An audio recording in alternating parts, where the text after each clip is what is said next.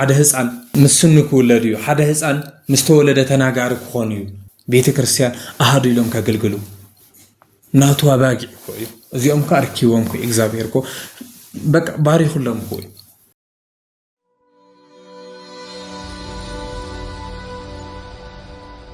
سلام سلام كورات بيتسب كما يسأنيهم لي كما يسأنيحكم أنا حريانا يوتيوب بيتسب زيهونكم سبسكرايب شير ناغوركم بيتسب تكونوا كسام بتعرشام حاويركم من تصنعوا تسفى يقبر أنا كورات بيتسب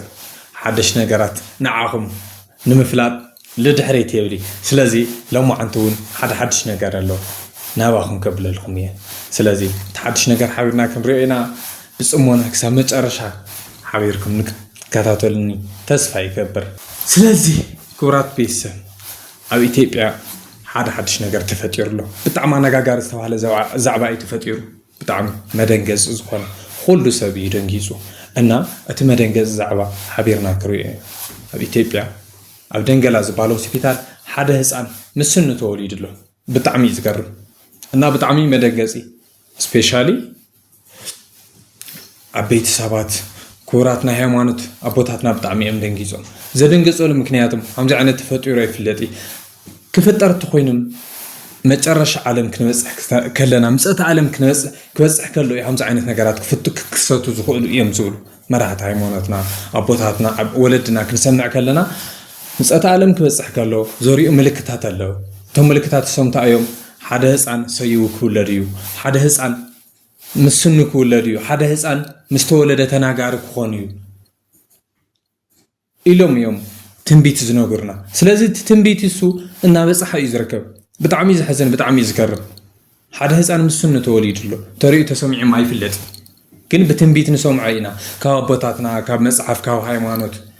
يترجم لنا مينغرنا بليس نتنقق يقولنا مالت عند حرهاتياتنا قنيسنا خوينا عند حرب مصحف قدس عند حرب اغزابير تغزينا خوينا ادمينا كنويحيو مسأت عالم كنويحيو ግን مسأت عالم كم زلوا ينقرنا نيرب ناي مسأت عالم ملكتات كن اتحادة خوينو لله خزي حدا هسأل مسنة توليد له بتعمي يذكر بتعمي يزدنكس أنا وزخ الساعات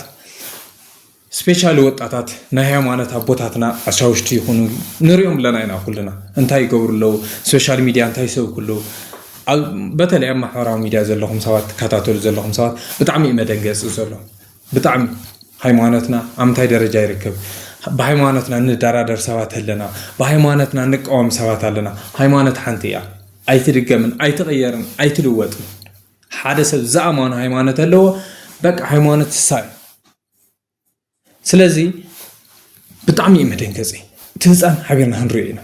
በምስሉ ላይ የምትመለከቱት ጥርስ አብቅሎ የተወለደው ህፃን ጉዳይ በዛሬው ዕለት መነጋገሪያ ሆኗል። በምትመለከቱት መልኩ እንግዲህ ህፃኑ ጥርስ አብቅሎ የተወለደው በዳንግላ የመጀመሪያ ደረጃ ሆስፒታል ነው። ብዙ ጊዜ ህፃናት ጥርስ የሚያበቅሉት ከተወለዱ ከ6 ወር በኋላ ቢሆንም በሆስፒታሉ የተፈጠረው ይህ ክስተት ግን እንግዳ ነው። ነገር ግን ከስንት አንዴ ሊፈጠር የሚችል ክስተት መሆኑን እንግዲህ የጤና ባለሙያዎች ገልጸዋል። ከም ትትሪኦ ኣብ ዳንግላ ሆስፒታል ይተወለዱ ያው بتعمي يذكر أو دنجلا هوسبيتال يستوليد أنا بتعمي محزني بتعمي عاوز نقولكم بالعلي بقى مالت مسكي مفرحي أم تكونوا تحمد الله نعيو بتعمي كمناتي بيرسونالي يحزني بتعمي أم تجزي خوزي إحنا متعرف زمن دينيو أتحس أنتو تولدوا كم حنت عدوي تأدم دنكيس عيا بتاعنا بقى تزنورلو تزعن أو قوي بقوي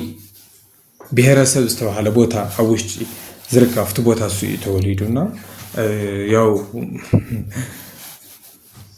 بقى بتعمي دنجلا مجمر بقى تو هوسبيتال مجلس هيونيرو بقى نمجمرة جزء خوينوا إثيوبيا استخدمت أنا مكان نمجمرة جزء خوينوا نايم في هوسبيتال ميديكال دايركتور يا دكتور أمار مجلس هو مليون كن بحكمنا بعلمية بدكتور أمار زولا سنو الكلينك عيد ማለት ሳዕቤን ልከያምፃሉ ስኑ ክንቀልዩ ስለዚ ቀጻልኸ ማለት ስኑ እንድሕር አልቂቆም ለኮይኖም ኸዚ ቀጻልኸ ሳዕቤን ከምፅጂ አያምፂ ያው ከምዘያምፂ እዩ ዶክተር ተናጊሩ ዘሎ ሶ ብጣዕሚ ዝገርመኩም ነገር ብጣዕሚ ይመሕዘን በቃ ማለት ከምቲ ንሪኦ ዘለና ሓቢርና ንረአዮ እስኪ ዝቆልዓ እንታይ መስል ዝህፃን ምስኪ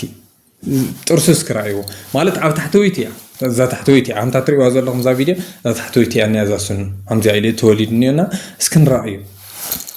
ሰበር ዜና ተሰምቷል። ጥርስ አብቅሎ የተወለደው ህፃን በዚህ ሰዓት በርካቶችን እያነጋገረ ይገኛል። ይህ ነገርም እንግዲህ የተፈጠረው በዛሬው ዕለት በአዊ ዞን አስተዳደር ስር የሚገኘው የዳንግላ ከተማ የመጀመሪያ ደረጃ ሆስፒታል ውስጥም እንግዲህ ይህ የምትመለከቱት ህፃን ሲወለድ የአንድ የወተት ጥርስ አብቅሎ እንደተወለደ ጭምር እንግዲህ በሆስፒታል ውስጥ አዋላጅ ነርስ የሆኑት መንግስቱ ኤባ ተናግረዋል። አንዳንድ ጊዜም እንግዲህ እንደዚህ አይነት አጋጣሚዎች ሊፈጠሩ ይችላሉ። በህፃኑ ላይ ምንም አይነት የጎንዮሽ የጤና ጉዳት የለውም። ነገር ግን አንዳንድ ጊዜ እንደዚህ አይነት አጋጣሚዎች እንግዲህ ልጆች ከመወለዳቸው በፊት ጥርስ በማብቀል እንግዲህ ሲወለዱ እንደዚህ ጥርሶች ሊታዩ ይችላሉ ሲሉም እንግዲህ ተናግሯል ማለት ነው። በአጠቃላይ የሆስፒታሉ ሜዲካል ዳይሬክተር የሆኑት ዶክተር አማረም እንግዲህ ማህበረሰቡ እንደዚህ አይነት ነገር ሲያጋጥመው መደናገጥ የለበትም፣ እንደዚህ አይነት አጋጣሚዎች ይፈጠራሉ። ነገር ግን ይህን ጥርስ ለህፃኑ የወደፊት የጥርስ አበቃቀል ሲባል የሚወገድ መሆኑን ጭምር ተናግሯል ማለት ነው። በዚህ ጉዳይ እኔ ሳምንት ትሪወላሁ ነው ፋሚሊ ጣሚ ዝገርም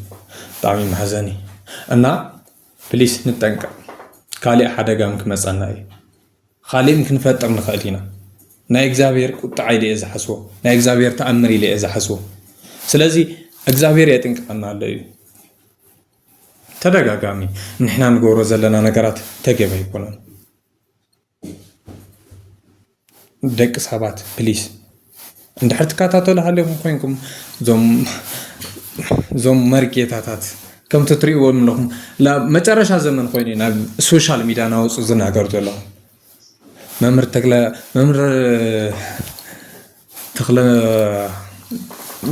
ማለቴ መምህር ተክለ መዲን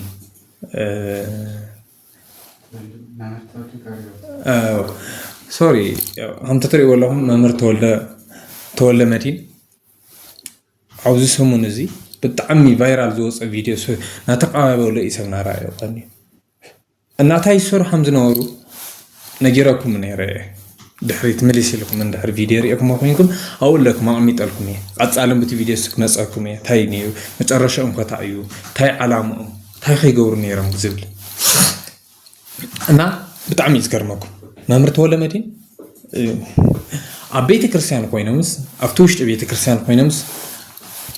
ጥንቁልና ይሰርሑ ነይሮም ደፍተራ እዮም ነይሮም ጥንቁልና እናሰርሑ ናሃለይ ደሞ ትሪእዎ ዘለኹም ጥንቁልና ዝሰርሕዎ ዝነበሩ ይቅድሱ ይውድሱ ስጋው ደሞ ይቅበሉ ነጋሪት ክወረ ይወቅዑ ሃሌ ኣሃዱ ኢሎም ይቅድሱ ብጣዕሚ ዝገርመኩም እዚና ሰርሑና ሃሌ መስቀል ያሳልሙ እዮም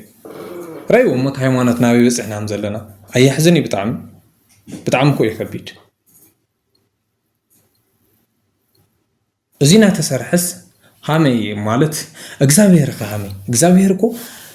መርኬታታት እኮ እግዚአብሔር እኮ እዚኦም እኮ ስነ ልቦና ዓዲልዎም አርኪውዎም ኮይ ቤተ ክርስቲያን አሃዱ ኢሎም ካገልግሉ ናቱ አባጊ ኮይ እዚኦም ካርኪውዎም ኮይ እግዚአብሔር እኮ በቃ ባሪኹሎም ኮይ ግን ባሪኹሎም ኣንታይ ደረጃ ከም ዘለው ሪኢኹም እዮም በቃ ሰው ሃይማኖት እዮም ሰብ ቀሻውሽቲ ማርጌታታት እዮም ብዙ ተመና ዘሎ ኣብዚ ሰዓት ኣነ ኣም ፐርሰናሊ ማንም ሰብ ከኣምን አይደለም ማንም ና ሃይማኖት መራሓ ዝበለኒ ትክክል ኢኻ ክብሎ አይደል ግን ቤተ ክርስቲያን ይኣምን ግን ሃይማኖት ይኣምን ስለዚ ኩልኻ ህዝበ ክርስቲያን ኦርቶዶክስ ካንካሰብ ሃይማኖት ካጥዩ ካልክትሕዚ ኣነ ከመኽረካ ዝደሊ ኣይ ተጋጊኻ ልክዕኻ ክትውልኒ ኮመን ሴክሽን ኣቕምጥለይ እና ኣነ በቃ ማለት ዞም ነገራት እዚኦም ክኽሰቱ ዝገበርዎም ናትና ስራሕቲ እዮም ኢለ እየ ዝሓስብ ስለዚ ፈጣሪ ይግስጠና እዩ ዘሎ እና ብጣዕሚ ዝገርም ከቢድ ነገር በቃ ማለት ታይልካ ኢኻ ሞ ክተዋግዕ ትኽእል ኣብዚ ሰዓት እዚ ታይልካ ኢኻ ክተዋግዕ ቀሻውሽቲ ኩሉ ዓለም እዮም ዝጓዩ ዘለው ናይ ሃይማኖት ኣቦታትና መራሕቲ እኮ ቀደም ነይሩ ብስነ ስርዓት የገልግሉ ነይሮም ቀደም ሃይማኖት ነይሩ ኣብዚ ሰዓት እኮ ግን ይቅርታ ሁሉም ማለት ይሆንኪ እና ፕሊስ ኣብዝኻ ሰዓትኮ ሓንቲ ፀጊምዋ ጎደናታት ሒዘን ቆልዑና ተረኸባ ናተረኣያ ኮፍ ኢለን 4-5 ደቀን ኮፍ ኢለን ኣብ ደገ ኣብ ስፓልቲ ምንተስ መዛብሄርና ዋላ ናዘራኮ ቀሻውሽትኮ ከብዶም ገቲሮም ከዮም ዝኸድ ዘሎ ጥንቁልና ድዮም ሰርሑ ሎምኮ ሃይማኖትና ተዋላሽ እኮ እዩ ዘሎ ይግረምኩም ብጣዕሚ ዝገርም ብጣዕሚ እኮ ማሕዘን ዘሎ ኣብዝኻ ሰዓትኮ ሃይማኖት ዝበሃል ነገር የለን ምትሕልላይ ዝበሃል ነገር የለን ሃይማኖትና ደግሞ ሃምቲ ትፈልጥዎ እንታይ ይብል መጽሓፍ ቅዱስ ሓደ ሰብ ማለት ጽሙእ ዓሪቀይ መጽ ኢየሱስ ክርስቶስ ኮ ዓሪቀይ መጽ ኸዲንካኒ ኢኻ ጠሚየ መጽ አንጌልካኒ ኢኻ ጸሚየ መጽ አርቢውካኒ ኢኻ እዩ ዝብል ኢየሱስ ክርስቶስ ግን ኢየሱስ ክርስቶስ ባዕሉ ይኾነ መጽና ትዝጠመየ ሰብ ክመጸና ከሎ ናብ ገዛና ምንተስ መዛብሄር ኢሉ ኢየሱስ ክርስቶስ ይምስኡ ዘሎ ትዝዓረቀ ሰብ ናብ ገዛና ክመጸና ከሎ ምንተስ መዛብሄር ኢሉ ኢየሱስ ክርስቶስ ምስኡሉ ትዝጸመእ ሰብ ተማሳሳለ ኢየሱስ ክርስቶስ ምስኡሉ ስለዚህ ኢየሱስ ክርስቶስ ሞጽ ይኾነ ይባል ዝበላልና لزعرق لزشنقل لزتزقمه لزتأمي اندحر خدينا لزعرق خدينا اندحر لزتأمي يبلعنا لزتأمي أروينا اندحر خوينا يسوع كريستوس أو مسؤومي سلازي نعيو تأمي مسيخة معز عزقيو خاني تأمي مسيخة معز أروي خاني عريق مسيخة معز خدين خاني بلاكايو كزابير ممكن يعطوا مستوم زعرق وخلق زياو قرنا ولا فتعري يسوع كريستوس ስለዚህ ማለት ሃሚ ኸሙ በቃ ማለት ትምጸት ዓለም በጽሑ ኢለ ያዛምን እና ተቀራረበ ስለዚህ እግዚአብሔር ይቅር ይበለና ፕሊስ ናማሐይሽ ናይዞም አቦና መምህር ተወልደ መድህን ርኢኹሞም እዮም በቃ ማለት همز عينت مرح ሃይማኖት አውሽጥና ተዓይነት ስነ አእምሮ ከሐድረልና همز ቃል ተዓይነት ምርቲ ሲጀመር እሱም ስለዝኾነ ናዕና ዝምልከት ጉዳይ ይኮነን ትፈልጥዎ ዝግበአኩም ህዝብ ክርስቲያን ናዕና ዝምልከት ጉዳይ አይሆነኝ መምህር ተወልደ መድህን ሃም ስለዝሰርሑ አነ በቃ መምህር ተወልደ መድህን እሱም ፋዊሎም ኢለ አነ ኤፉሊ ምክንያቱ መጽሐፍ ቅዱስ ታይከም ዝብል ይፈልጦ እዩ ና ሃይማኖት አቦታትና ታይከም ዝብሉ ሁሉና እንፈልጦ ኢና ስለዚህ በሐፈሻ አውዝኸ ሰዓት ያው ሃይማኖትና ለምስሐት ላው ሰይጣን ዘእቱና ሰባት ብዙሓት እዮም ስለዚህ ተጠንቀቅና በስነ ስርዓት ቤተ ክርስቲያንና መጽሐፍና አዳሚጽና ኸይድ ና ክብራት ተኸታተልቲ ያው አጻልም ብዝገርም ነገር ከመጽአኩም ሰሰናይና አኹም ሰላም قني لي